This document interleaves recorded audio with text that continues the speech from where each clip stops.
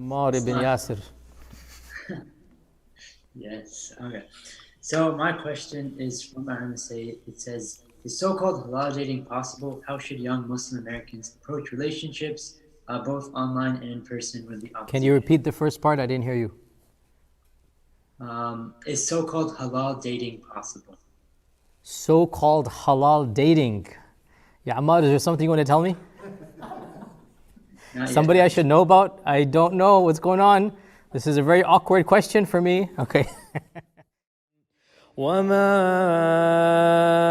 أرسلنا من قبلك إلا رجالا نوحي إليهم فاسألوا أهل الذكر إن كنتم لا تعلمون. So, Ya Ammar ibn Yasir, so-called halal dating. As I said earlier, one needs to be very, very careful going down this avenue. Again, everybody thinks that they're qualified to keep their emotions in check. Everybody. But nobody even knows the strength of their emotions once that love begins to grow. Realize that first loves are the most passionate because there's never been a previous experience. And realize that at that stage and age of one's life, it is definitely something, like the Qur'an says, intoxicating. So my advice would be that never should a young man or woman go down this path without the parents or the elders knowing. Never should that happen, because it is halal to meet for the sake of getting to know one another for the sake of marriage. Nobody's denying that. The problem comes when you open this door to start meeting people at random and you have in your mind, oh, I'm going to date 10 sisters and then choose which one. No, nobody's saying that. We're talking about a young man and a young woman. They have an intuition that, hey, we're going to be good for one another. They talk to their parents say, okay, fine. It's a life commitment. You can't just meet once and then decide. You're going to have to meet a few times, pray istikhara. Those meetings should be done with the knowledge of other people, right? Now, can they be done in a public place that is not private? So again, this is literally on the line of danger versus not. As long as the parents are aware, and it is a public place, technically this is halal. As long as the goal is marriage. But the problem comes, the Western culture, the goal is not marriage, the goal is to hook up. That's not the issue.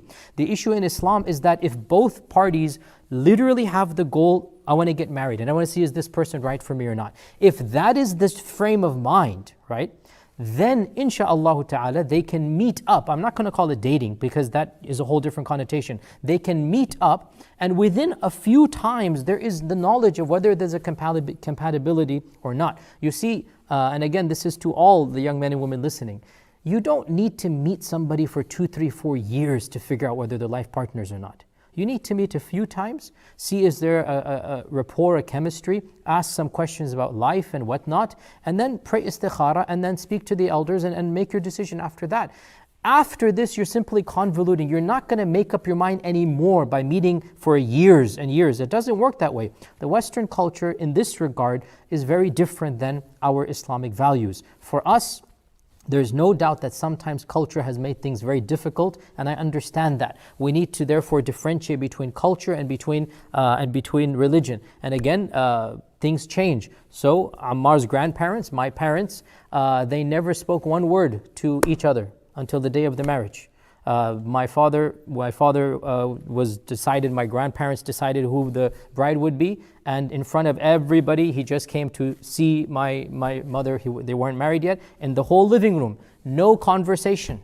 And they've been married, mashallah, 52 years, as Ammar knows. 53 actually, mashallah, right?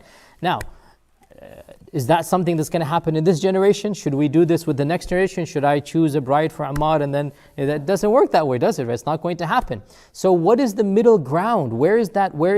We have to be frank and discuss, right? And I'm encouraging you all who are watching here to speak to your parents. I'm encouraging you that you know best how to approach this topic. It's a very awkward topic. If you feel embarrassed, go through your elder cousins or nephews or uncles and aunts. Go to people people that know your parents and lay out, this is what I have in mind before you decide, make sure these conditions are met. These are very awkward conversations, fully understandable. At the same time, you cannot just ignore our sharia and ignore your parents as well, because also, here's another point, and I know this might be one question as well.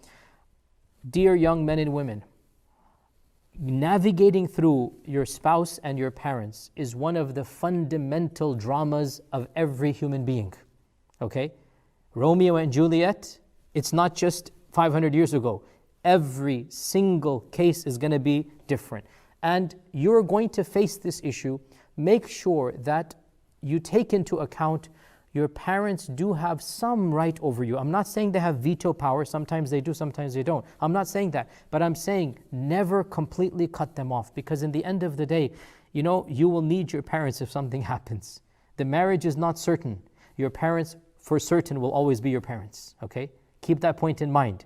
When you're 21, 22, 23, the concept of divorce will never cross your mind. That's really great and nice and naive and innocent. But in reality, as you're aware, statistics are not very, very comforting. So be pragmatic, be realistic, speak to your elders, pray istikhara to Allah subhanahu wa ta'ala, and back to your question about halal dating. And if there's anything you need to tell me, Ammar, we'll talk tonight inshallah. But otherwise, I don't consider this to be dating. We should not use the term dating. We should say, if a young man and a young woman understand that they are talking to one another for the sake of a nikah, and their parents are aware, then this is something that is permissible as long as the Islamic protocols are done.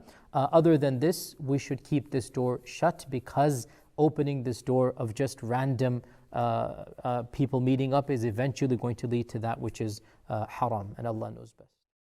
يا من أجبت دعاء نوح فانتصر وحملته في فلكك المشحون يا من أحال النار حول خليله روحا وريحانا بقولك كن